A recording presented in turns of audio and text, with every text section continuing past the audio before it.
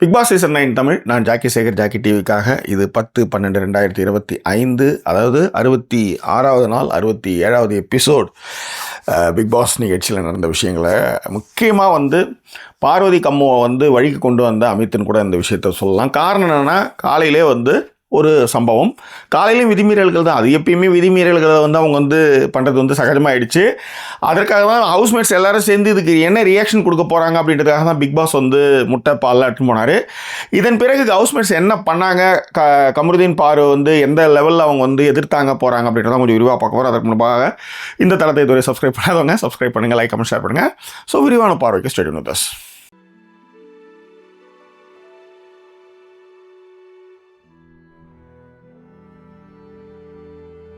முட்டை பால் இது எல்லாமே தூக்கின்னு போயிட்டாங்க. அதனால் காஃபியே இல்லாமல் பிக் பாஸ் வீட்டில் மற்ற கண்டஸ்டன்ட்லாம் இருக்காங்க. காரணம், மைக்கை மூடி பேசிய விவகாரத்தில் கமருதீனுக்கும் பார்வதியும் தண்டனை கொடுக்கறதுக்காக வீட்டில் இருந்த எல்லாத்தையும் எடுத்துன்னு போயிட்டாங்க. அதுக்கும் ஒரு காரணம் இருக்குது. காரணம்னா, அவங்க மைக்கை மறைச்சி பேசும்போது அந்த வீட்டில் கமருதீனுக்கு ஃப்ரெண்டாக இருக்கிற வினோத்தையே சொல்கிறாரு என்னென்னா, நேராக போய் மைக்கை பார்வதி எதிராளி மைக்கை மறைச்சிட்டு தான் மைக்கை மறைச்சிட்டு தான் பேசுவாங்க அப்படின்றத சொல்லியிருக்காரு. அதே நேரத்தில் ரெண்டு பேரும் மைக்கை கழட்டினா கொஞ்சம் நகர்த்தி வச்சு பேசுனது திவ்யாவும் பார்த்துருக்காங்க. அதே மாதிரி சபரி பேசிகிட்டு இருக்கும்போது இதே மாதிரி விஷயம் பண்ணும்போது அவர் எழுந்து வெளியே போவார். ஸோ இந்த வீட்டில் இந்த மாதிரி ஒரு தவறுகள், விதிமீறல்கள் நடக்கும்போது அதை கண்ணும் காணாமல் நீங்களும் போகிறீங்கல்ல, யூ ஆல்சோ ரெஸ்பான்சிபிள். நீங்கள் எல்லாருமே அதுக்கு மிக முக்கியமான காரணமும் கூட. அப்படின்றதுனால தான் பிக் பாஸ் அந்த முட்டை பால் இதெல்லாமே எடுத்துன்னு போயிட்டார். ஓகேவா? ஸோ அதனால் வீடு நேற்றுலேருந்தே எரிஞ்சு விழுந்துட்டு இருந்தாங்க. அதை பாரு என்னென்னோ விஷயத்தில் பண்ணி பார்த்தாங்க. இவங்க ஹவுஸ்மேட்ஸ் எல்லாருமே சேர்ந்து தோப்புக்காரன் கூட போட வச்சாங்க. அவர் பிக் பாஸும் செய்யவே இல்லை. திரும்பவும் அந்த தவறுகளை திரும்பவும் காலில் பண்ணுறாங்க. ஜாக்கிங் போகும்போது பண்ணாங்க. அதுக்கப்புறம் விக்ரம் வெறுப்பேற்றணுன்றதுக்காகவே கட்டி பிடிச்சி ரொம்ப இதுவாக பார்வதியும் கமருதீனும் அதை செஞ்சாங்க. ஸோ இப்போ வீட்டில் பஞ்சாயத்தில் அமித் எல்லோரையும் லிவிங் ஏரியாவில் வர சொல்லிவிட்டு, நீங்கள் இந்த மாதிரி விதிமீறல் பண்ணிட்டீங்க, ஆனால் நீங்கள் குற்ற உணர்வோ இல்லாமல் இருக்கிற மாதிரி எனக்கு ஒரு ஃபீல் ஆகுதுன்னு சொன்னதுமே பார்வதி கதை வளர்த்த ஆரம்பிக்கிறாங்க. இது எப்பயுமே நடக்கிறது தான். பட் ஆனால் அமித் நீங்கள் பார்த்தீங்கன்னா பார்வதிக்கிட்ட ஒரு கடுமையாகவே பேசிக்க மாட்டார். அவர் எஃப்ஜே கிட்ட அவருக்கு முரண் இருக்குது, இன்னும் கொஞ்சம் 2-3 பேர்கிட்ட முரண்கள் இருந்தாலும் கூட பார்வதி கிட்ட ஏன்னா பார்வதி என்னென்னா, அவர் ஃப்ரெண்டாக கன்சிடர் பண்ண ஆரம்பிக்கிறது, சாஞ்சிக்கினது, இந்த மாதிரியான விஷயங்கள்லாம் பண்ணும்போது அவர் ஒரு கன்சர்ன் பண்ணுறார். அந்த பொண்ணு மேலே ஒரு கன்சர்ன் வச்சுருக்காரு. அதனாலே நிறைய இடத்துல அவர் தொங்கின்னு சொல்கிறத விட தயவு கூர்ந்து அந்த மாதிரியான ஒரு நிலைப்பாட்டில் அந்த பொண்ணுக்கிட்ட பேசியிருக்கேன். ஆனால் அவங்க அது எப்படி நீங்கள் சொல்லலாம், அதுக்காக நாங்கள் எவ்வளோ வருத்தப்பட்டு தெரியுமா, அது மட்டும் கிடையாது, எப்போ பார்த்தாலும் சோகமாக உட்காந்துட்டு இருக்க முடியும் அப்படின்ட்டு செஞ்ச தப்பை அதாவது தன்னால் இத்தனை பேர் பாதிக்கப்பட்டுட்டாங்கன்ற எந்த ஒரு மனநிலையுமே இல்லாமல், என்ன நான் இப்படி தான் செய்வேன், நீ என்ன செய்வ, நீ என்ன செய்வ, நீ எப்படி இதெல்லாம் பேசலாம் அப்படின்ற லெவலில் தான் அவங்க பேசிகிட்டு இருக்காங்க. எனக்கு தெரிஞ்சு சாண்ட்ரா கூட ஒரு இடத்துல மைக்கை மறைச்சி பேசுறது ரொம்ப தப்பு அப்படின்ற மாதிரி பேசுவாங்க. அவங்களே டபுள் ஸ்டாண்ட் எடுத்து வச்சு பேரெல்லாம் ஆர வச்சுருக்காங்க. பட் இந்த விஷயத்தில் சாண்ட்ரா பேசுறது கரெக்டாக. ஆனால் அந்த இடத்துல மங்குனி அமைச்சர் ரேஞ்சுக்கு சுபிக்ஷா பேசுறது ரொம்ப காமெடியாகவே இருந்தது. அதெல்லாம் என்னத்தை பேசுறதுன்னு எனக்கு தெரியலன்னு வச்சுக்கலாம், இதை விடுங்க. பட் இந்த லிவிங் ஏரியாவில் எல்லாரையும் உட்கார வச்சுட்டு அவர் சொல்லும்போது என்ன சொல்கிறாருன்னா, அமித், இனிமேல் இந்த வீட்டில் நீங்கள் 2 பேரும் தண்டனையாக நாங்கள் கொடுக்குறது என்னென்னா, எல்லோரும் சேர்ந்து ஒரு தண்டனை கொடுக்குறோம் அப்படின்னும் போது நீங்கள் 2 பேரும் இனிமேல் ஒரு வாரத்துக்கு பேசக்கூடாது. ஓகேவா? அதுதான் காண வேண்டும் சொல்லுவார். 1 வாரம் இல்லை, 2 வாரம் கூட பேசாமல் இருக்கட்டும், ஏன்னா எனக்கும் காஃபி டிவிலாம் எனக்கு ரொம்ப முக்கியம் அப்படின்னு சொல்லுவார். அது எப்படி பேசாமல் இருக்க முடியும் அப்படின்னு பார்வதி தான் முதல்ல ஆரம்பிப்பாங்க. ஏன்னா கமருதீனும் பார்வதியும் இந்த வீட்டில் பேசவே கூடாது 1 வாரத்துக்கு. ஓகேவா?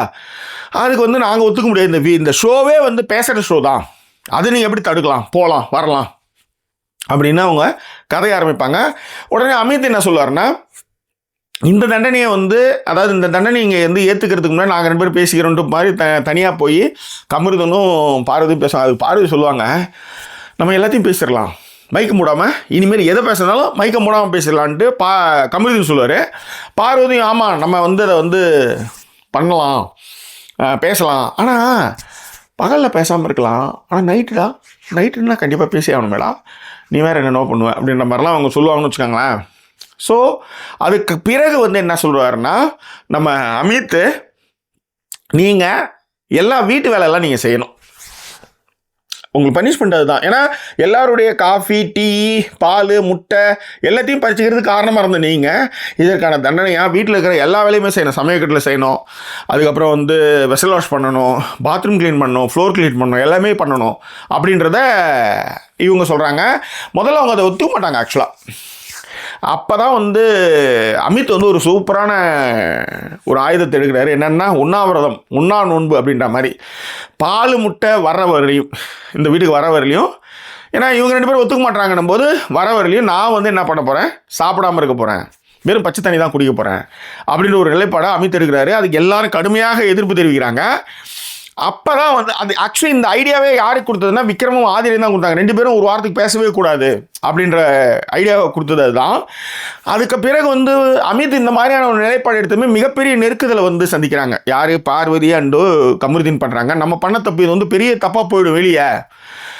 இன்றைக்கி வந்து ரோஷத்தில் நம்ம பேசிடலாம், ஆனால் வார இறுதியில் அவர் வரும்பொழுது கேட்கும் கேள்விக்கு வந்து நம்மக்கிட்ட பதில் கிடையாது. நம்ம வந்து க்ரைம் ரேட் அதிகமாக ஆகிட்டே போகுது, அதனால் நம்ம வந்து இதுக்கு வந்து ஒத்துக்குவோம். ஓகே, ஸோ இப்போ மூஞ்ச திருப்பிட்டு பேசுகிறதுலாம் இல்லை, ஒரு டாஸ்கில் வரும்போது பேசிக்கலாம் கொள்ளலாம், ஆனால் தனியாக உட்காந்து பேசுகிறது போகிறது அந்த மாதிரியான விஷயங்களுக்கும் சரி. அதே மாதிரி இந்த ஆமாம், அதே மாதிரி நீங்கள் வந்து இந்த என்னது வாட் இஸ் தட்ரா எல்லா வேலையும் செய்யணும் அப்படின்றத ஒத்துக்கிறாங்க. நாங்கள் எங்கள் வீட்டில் வந்து எல்லா வேலையும் செய்கிறோம் அப்படின்றத கமருதியும் பார்வதியும் ஒத்துக்கிறாங்க. ஓகேவா? ஸோ அதனால் வந்து அமித்துடைய அந்த உண்ணா நோன்பு இருக்குல்ல, அது கொஞ்சமாக வந்துட்டு இதுக்கப்புறம் அவங்க எல்லா வேலையிலும் செய்கிறேன்ற மாதிரியான தண்டனையை அவங்க கொடுத்துட்டாங்க. ஸோ உண்மையிலே வந்து அமித் வந்து இதை டீல் பண்ணதும் சரி, ஆனால் இன்னும் கொஞ்சம் ஹார்ஷாக வந்து பார்வதிக்கிட்ட பேசியிருக்கலாம்.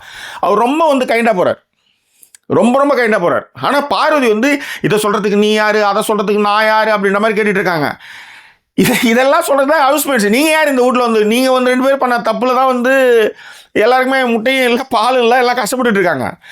நேற்று திவ்யா வந்து பேசுவாங்க, அதுக்கே வந்து அவங்க வந்து எரிஞ்சு விழுந்து அனுப்புவாங்க.